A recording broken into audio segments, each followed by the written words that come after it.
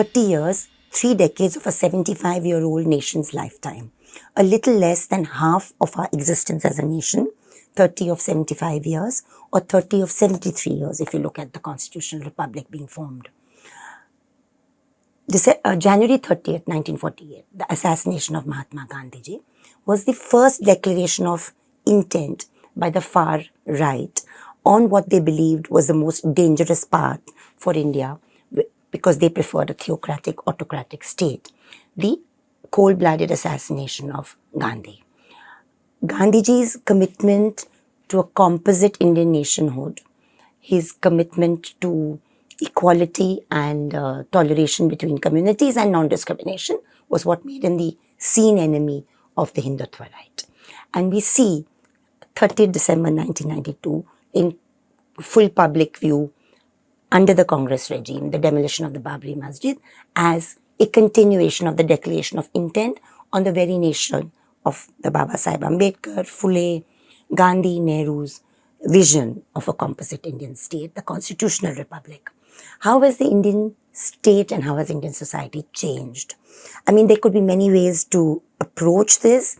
The same forces, aggressive and organized, who had been deeply unhappy with the fact that India remained committed to a constitutional republic despite the bloodiness and the horrors of partition and the formation of an Islamic republic next door. The wisdom of the Constituent Assembly retained our commitment to a constitutional republic. State has changed because now you have an overtly majoritarian regime seeking legitimacy from the electoral arena. The fact that financially there is non-transparency, electoral bonds, the fact there are question marks on the autonomy and independence of the Election Commission, all of these cloud the fact that it is the majority that is voting for the government in power at the center and in over a dozen states. State, therefore, has veered towards a religious political right and simultaneously to the far economic rights. We are seeing a transfer of public resources to private capital. This combination is proving to be extremely difficult for a revival of real people's democracy. The fact that you have millionaires and billionaires in parliament and in assemblies does not allow the voicing of people's issues within parliament democratically. The fact that there's a sustained media takeover and we find a corporate media takeover, we have corporate electronic channels, we have an assault on the visible media, electronic and print, makes things even more difficult. So how has Indian society and Indian state changed? Symbolically, I think one example of this is 4th of August 2014, within a few months of this regime coming to power for the first time, when you see the man who sits in the Prime Minister's chair at public cost performing a Rudrabhishek with sandalwood and ghee at the Pashupatinath Mandir in neighboring Nepal. The story continues. Does the government of India today, as elected, represent all Indians committed to equality and non-discrimination? Or is the politics that lay behind the demolition of Babri Masjid in full public view, which in a sense was not just about the demolition of a 400-year-old mosque unconstitutionally and illegally, but a message to the Indian people and to the Indian state that we stand for discriminatory governance, we stand for majoritarian theocracy, and we'll make sure we get it. That's why the connection between that and the assassination of Mahatma Gandhi, because Gandhi stood for a composite nation. There were 5 attempts on Gandhiji's life before the one that finally killed him. And we know of the letter of Sardar Patel, Vallabhbhai Patel, India's first Home Minister, written in August 1948 to M.S. Golwalkar, the leader of the RSS, pointing out that before and after Gandhiji's assassination, hate had laced the RSS's tactics and that there were celebratory sweets distributed after Gandhiji's assassination. Before I talk about NDA 2, I don't think we need to talk about NDA 2 because many of us live through the pressures every single day. I think we should talk about NDA 1, which was a minority government between 1999 and 2004. At that time, the complete works of Mahatma Gandhi had been doctored, published by the Information and Broadcasting Ministry. Many letters that Gandhi wrote to national and international leaders had been erased from his collected works. Many insertions made in the CD-ROM version later and the print version first. So we are seeing a doctoring and manipulation of history in the public consciousness. We are told by those in power that there was servitude in India for 1,000 years. There's a complete misunderstanding and a manipulation of the politics of colonial rule, oppression, the looting of economic resources, and what happened prior to that on the subcontinent and in South Asia.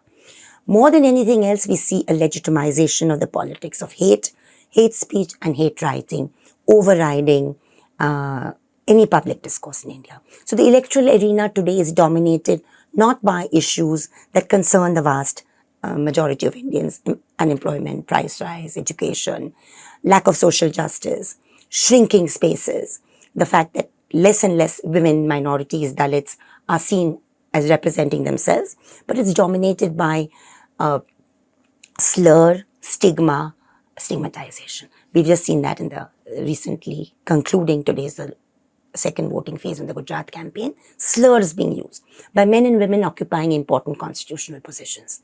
And therefore the danger really that was signaled and the statement of intent, Gandhi's assassination, demolition of Babri Masjid 6 December, 30 years tomorrow, is that the Indian constitutional republic is in danger. The right of citizenship, equal citizenship, non-discriminatory citizenship is in serious danger. We have the potentiality of the CAA 2019, NPR, NRC being suddenly thrust upon us. We already know what this has done to Assam.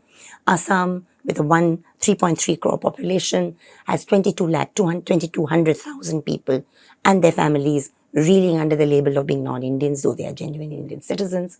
All of this is likely to be unleashed on the rest of us in India today.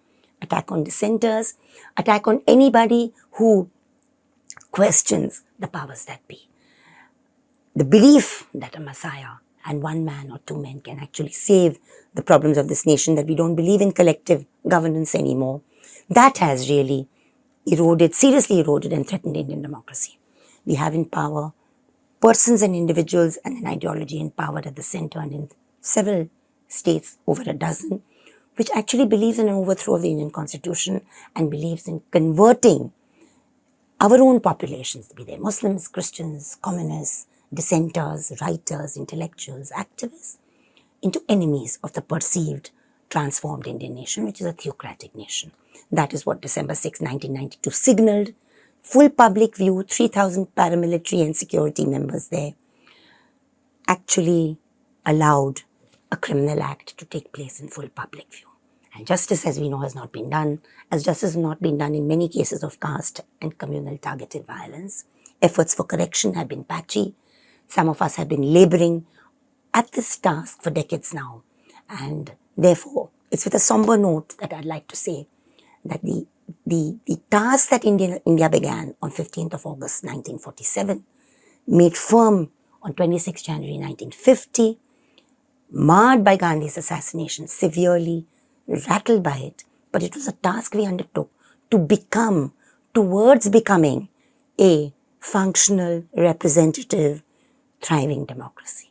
That task was rudely interrupted mid-80s onwards with the far right's movement towards religious right-wing agenda and the far economic agenda of transferring private resources to public capital. Babri Masjid demolition on 6 December signaled that, warning and danger as to where the Indian state might go.